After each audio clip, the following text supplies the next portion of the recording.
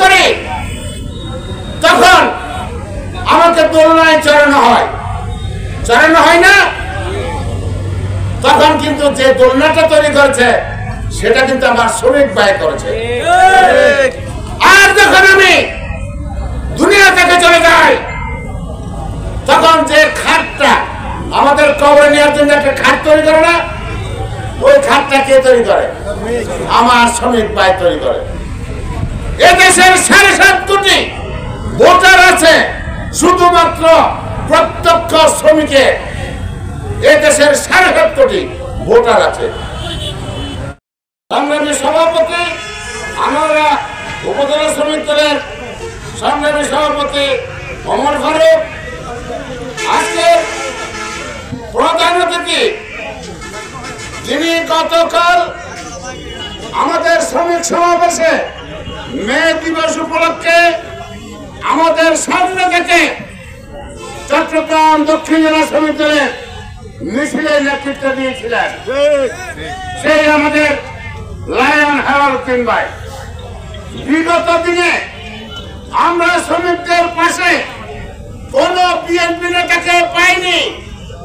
এই আনোয়ারা যখন শওকত অ্যারেস্ট হয়েছিল, ঢাকাতে 2টা মামলায় অনেক জনের দ্বারে গিয়েছি, কাউকে পাইনি। আজকে সেই হেলালুদ্দিন ভাই আজকে প্রধান অতিথি হিসেবে শ্রমিক দলের সমাবেশে উপস্থিত হয়েছেন, তার জন্য উনার প্রতি আমরা কৃতজ্ঞতা প্রকাশ করছি। আজকে প্রধান বক্তা যিনি চট্টগ্রাম দক্ষিণ জেলা শ্রমিক দলকে তিল করে সেই লোহাগড়া থেকে বলখালি পর্যন্ত শ্রমিকদের সংগঠিত করে দুঃসময়ে, বিগত 17 বছর দুঃসময়ে আমরা হাঁটি পা করে আজকে শ্রমিক দলকে একটি সুশৃঙ্খল জেলা শ্রমিক দল হিসেবে গঠন করতে পেরেছি। আমি বক্তব্যের প্রারম্ভে আপনারা জানেন না, চট্টগ্রাম দক্ষিণ জেলা শ্রমিক দলের প্রতিষ্ঠাতা বলতে হয় এই আনোয়ারের কীর্তি সন্তান আব্দুল লতিফ ফারুকী ভাই, যিনি আমাদের মুরব্বী ছিলেন, আমাদেরও নেতা ছিলেন। সেই আব্দুল লতিফ ফারুকী ভাইয়ের আত্মার প্রতি আত্মার মাগফিরাত কামনা করছি। এবং 1979 সালে আজকের এই দিনে যেখানে এই দেশের লোক শ্রমের মর্যাদা পায়নি, খেটে খাওয়া মানুষের কাজের কোনো পদ্ধতি ছিল না, কাজ ছিল না, সারা বাংলাদেশে একটি হাহাকার অবস্থায় ছিল, আমাদের শ্রমিক আছে কিন্তু কাজ নাই। তখন 1979 সালে আজকের এই দিনে শহীদ প্রেসিডেন্ট জিয়াউর রহমান এই উপলব্ধি করতে পেরে শ্রমিকদের সর্বাত্মক সহযোগিতা করার জন্য আজকে শ্রমিক দলের প্রতিষ্ঠা করেছিলেন। আমি তার রুহের আত্মার মাগফিরাত কামনা করছি।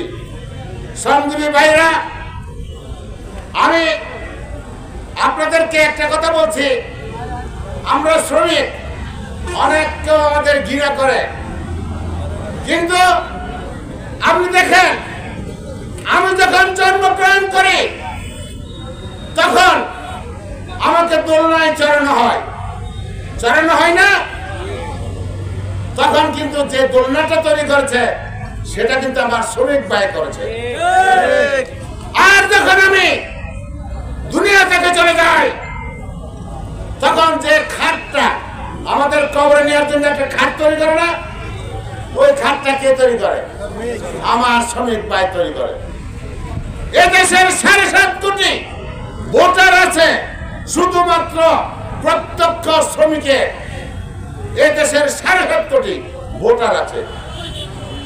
আমি আজকে আমার যেমন আমাকে 2বার গুলি করেছে, আহত হয়েছি, মামলা খেয়েছি, এখানে অনেক কেউ বলে আমি বিশাল আন্দোলনকারী, বিশাল, আমরা সেগুলো দেখেছি। যখন আনোয়ার জামাল বলঘাট দিকে আন্দোলন করত ভোর 4টায়, সেটাও আমরা দেখেছি। যখন একজন নির্মাণ শ্রমিক শওকত 2টা মাস জেলে ছিল ঢাকাতে, কে খবর নিয়েছে সেটাও আমরা জানি। আমাদের কাছে বীর দর্পে ওই নেতাগিরি করতে পারবে না, কারণ আমরা আজকের নয়, আমার বয়স 75 বছর। এই 75 বছরে অনেক কিছু আমরা দেখেছি, অনেক কিছু দেখেছি। আমি আপনাদের একটা কথা বলে আমার বক্তব্য শেষ করব। আপনারা কি আগামী দিনে যেখানে আমাদের এই বিএনপির সংগ্রামী একজন সাধারণ সম্পাদক যারা, যিনি আমাদের পাশে থেকে কাউকে মিছিল পরিচালনা করেছেন, এরকম বিশ্বাসমূলক আমরা পাবো? শ্রমিক দলের নাম পাবো? যদি না পাই, আগামী সংসদে আমাদের শ্রমিক দলের পক্ষ থেকে এরকম একজন সংসদ সদস্য আমরা চাই। যদি সংসদ সদস্য আমরা চাই, তাহলে কি এরকম জনসভা করলে কি সংসদ সদস্য হয়ে যাবে? আমি শ্রমিক দলের প্রত্যেক ইউনিয়নকে যারা আগামী দিনে কমিটিতে আসবেন তাদের প্রতি আবেদন জানাচ্ছি, শ্রমিক দল চট্টগ্রাম দক্ষিণ জেলায় কমিটি কিভাবে দেয় অন্যান্য দলকে আমরা জানান দিব। কিভাবে দেব? আপনারা যদি একটি ইউনিয়নে 21 জনের কমিটি করেন, প্রতিদিন একজন নেতা ইউনিয়নের একটি পরিবারে যেতে হবে, মাত্র একটি পরিবার গিয়ে ওই 31 দফা আপনি বুঝাতে হবে। তাহলে প্রতিদিন 21 জন যে কমিটি হবে, সে 21টি পরিবারে গিয়ে তাকে ওই 31 দফা বুঝাতে হবে। তাহলে হয় কি, 30 দিনের মাথায় কার কে কোন বাড়িতে গিয়েছে, কোন পাড়ায় গিয়েছে, সেটা থানা স্যারের প্রেসিডেন্ট মনিটরিং করবেন। এই 1 মাস যদি আপনি যান, তাহলে আপনার সংখ্যা কত দাঁড়ায় সেটা দেখলে আপনি হা করে থাকবেন। 630 জন, 630 জন একটা ইউনিয়নে, 630টি পরিবারে আপনি যাবেন। তাহলে এরা জানবো 31 দফা। এখানে বসে শুধু 31 দফা চান, পাড়ায় পড়া যান, কোনদিন কাজ হবে না। আমি 30 দিনের মাথায় আমার প্রেসিডেন্ট সেক্রেটারির কাছে জানবো যে ওরা ওই 30টি পরিবারে গিয়েছেন কিনা। যারা যেতে পারবে তারা ইউনিয়ন কমিটির দায়িত্বে আসবে, তারাই থানা কমিটির দায়িত্বে আসবে। এভাবে এই কমিটি হবে। আমি আজকের এই সমাবেশ সফল করার জন্য আনোয়ারবাসীর প্রতি আমি কৃতজ্ঞতা জানাচ্ছি।